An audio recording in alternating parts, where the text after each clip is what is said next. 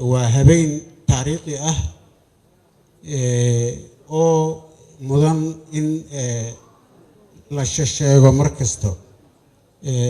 sidaas ay tahay waxaan rahnaa anaga riwanka wari array kooyay kulan adalas kulan kana qayra dhale xisaabta ku darsada barta isu imaaday hadii la yiraaho kulan baa dhacay waa la isu imaana hadii la isu yimaadana ibaatinkaas qayr buu dhalaa imaatinkii hal isu imaadadii inta la isugu yimid qayrkii ay dhashay yaan caaw u fadhinaa waxaa sharaf ah in madaxweynaha Soomaaliya iyo ra'iisul wasaarihiisa aan shirkii inta aan ku qabanay dacwadii aan u gudbinay codsigii inay nagala soo qayb galaan ay ajiibeen in uu ku dhamaado si midnimo ah wada shaqeyn ah walaalnimo ah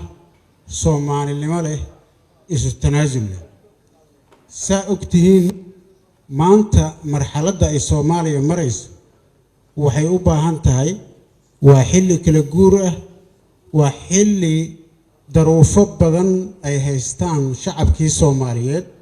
ugu yaraan cimiladii ay isbedeshay oo hadda ay dayr tahay ay fatahaado socdaan ay wabiyaal fatahayaan oo shacab Soomaaliyeed ay biyo ku dhex jiraan marxaladda maanta lagu jiro oo saas u adag iyo shaqooyinkii fiicnaa oo joogtada ahaa oo la soo maray oo Soomaali ay soo martay maanta waxay u baahan tahay oo looga bixi karaa oo looga gudbi karaa wada jir iyo in gacmaha la isqabsado dalka iyo dadkana loo turo si Soomaalinimo ah oo walaalnimo ah oo islaamnimo ahna la isu raaco madaxda inta joogto oo heshiisay iyo madaxda kale oo Soomaaliyeed oo maqan meel kasta ay joogaan waxay u baahan tahay in arrimaha Soomaaliya isku fikir laga noqdo siyaasad ha noqoto dhaqaale ha noqoto doorasho ha noqoto horumarinta ummadda ha noqoto Soomaali maanta waxay rabtaa midnimo iyo wadajir iyo isu tanaasul iyo isu samir la isu samray u baahan tahay haddii marka intaas la sameeyo daruufaha hor yaallo dhan waa laga gudbayaa talada Soomaaliya intaanada iyo in kale naga dambayso yay u baahan tahay inay meesha ay maanta joogto ka sii gudbiyaan waxaan rabnaa go'aanka fiican iyo fikirkan aan sameynay oo soo baxay shirka intaanada hadda inta joogtay oo noocyada kala duwan lahayd iyo inta naga dambayso nala qaadan doontaba inta dhimanna inaan wada dhamaystirno oo aan Soomaali jid fiican aan u sahmin saa ogtihiin dadka Soomaaliyeed baqdinta iska badan horey baan u sheegay shakiga iska badan waa la istuhumaa laakiin waxaa jirto oo muuqato in waxa laga baqaayo oo dhibaato ah Ilaahay nooma keena aysan dhici doonin sida hoggaanka maanta dalka ugu sareeyo go'aanka siyaasiga ah oo ay qaateen oo ah in dadka Soomaaliyeed la isku wado oo annagana aan koow ka nahay ay u dhaqan gasho yay tahay tan hadda aan inta u fadhino waxa kale oo ogaaleysaan faa'iidada ugu weyn oo maanta aan hayno oo shirkan ka soo baxay waxa maanta hartay oo Dhuusamareeb iyo Galmudug ku hartay dawladda Soomaaliya iyo dawladaha xubnaha ka ah ma wada shaqeeyaan maanta hartay waa maqlaysan Saciid suu sheegay si fiican baa u fahanteen maanta wada shaqeyn fiican baa jirto dawladda Soomaaliya iyo dawladaha xubnaha ka ah si fiican bay u wada shaqeeyaan dawladda Soomaaliya dawladaha xubnaha ka ah iyo waxaan rabnaa dawladda xildhibaanada iyo madaxdooda guddoonkooda iyo guddoonka labada gole iyo cid kasta oo siyaasi ah oo Soomaaliyeed oo madax ah ayadana inaan fikirkaas wada qaadano wada shaqeynta ah iyo sidii marxaladan hadda lagu jiro loo gudbi lahaa sida uu sheegay Saciid waa runtiis aniga naftirkeyga dhowr jeer baan xildhibaan soo noqday ilaa iyo 12 sano waxaan ku jiray siyaasadda Soomaaliya marxalado kala duwan xildhibaan wasiir intaba waa soo ah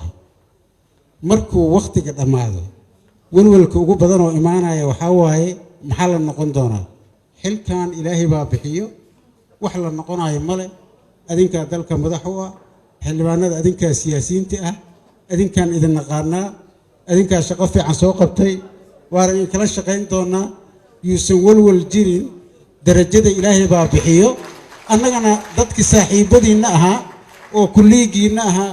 oo in la soo shaqeynaya aniga hal sana xildhibaannimo iyo wasiir mooga xildhibaan iyo wasiir baan ahaa waa dareemi karaa marka dadka Soomaaliyeed oo dhan inaan siyaasi laga wada dhigi karin ninka maanta xildhibaankiisa oo wasiirka iska bax ma sahlano maxaa yeelay dabakaayana ma furan karo siyaasadii uu rabo inuu ku jiro madaxweynaha Soomaaliya hore u sheegay wuxuu yiri dhibaatadan haysata siyaasiyiinta Soomaaliya oo badatay way kun wasiir oo wasiir kale wasiir sii rabo wasiir kale wasiir sii rabo marka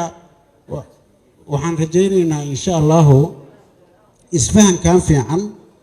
iyo go'aankan midnimada leh oo galmudug ka soo baxay